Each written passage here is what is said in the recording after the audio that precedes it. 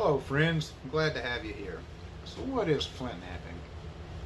Well, knapping is a process of working or shaping a stone that exhibits conchoidal fracturing, such as chert, flint, or obsidian, down into some tool or item through a process of lithic reduction, which is a fancy way of saying you're knocking off flakes. It goes back to an old Germanic term, to knap, which is to strike or to work to shape stone. So essentially, knapping is just shaping of stone. During the production of early firearms, there was a striker used to ignite the powder. That striker was made of flint. So the process of working that flint down into that striker was knapping of flint, or flint knapping. And so the term has just kind of stuck around. Now, a lot of people, at least in certain areas, they hear the term knapping or flint knapping and they want to associate that primarily with Native American Indians. That's understandable, as knapping is a large part of Native American culture. However, the technology is actually much, much older than that.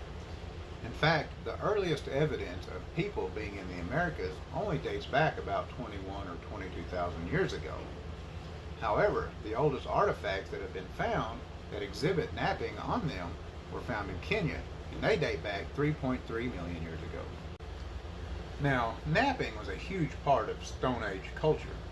Matter of fact, a lot of people argue that knapping was the beginning of the Stone Age, because that's the earliest evidence we have of people actually taking a stone and manipulating it through a manufacturing process to produce a tool.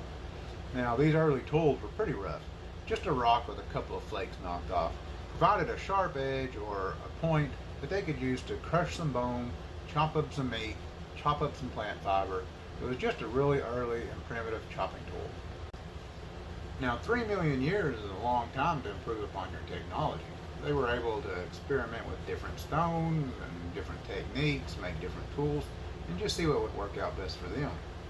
And of course, as humans spread across the globe, so did the technology, and you had a lot of different cultures and a lot of different techniques to produce all the different artifacts that we know of today.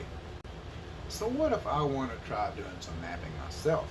What stone should I use? What tools do I need? Where do I even begin?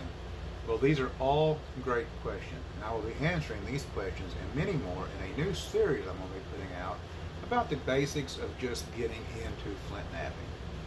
What do I need to start knapping? Where can I source some of these items? What is some of the information out there available that has helped me myself through my own flint knapping journey? If you would be interested in learning more about flint knapping or getting into it yourself, then follow along on my channel, as I'll be putting out these videos answering a lot of your questions. And if you have questions, I'll be more than happy to answer them if I can. So follow along, and I'll be looking forward to seeing you around.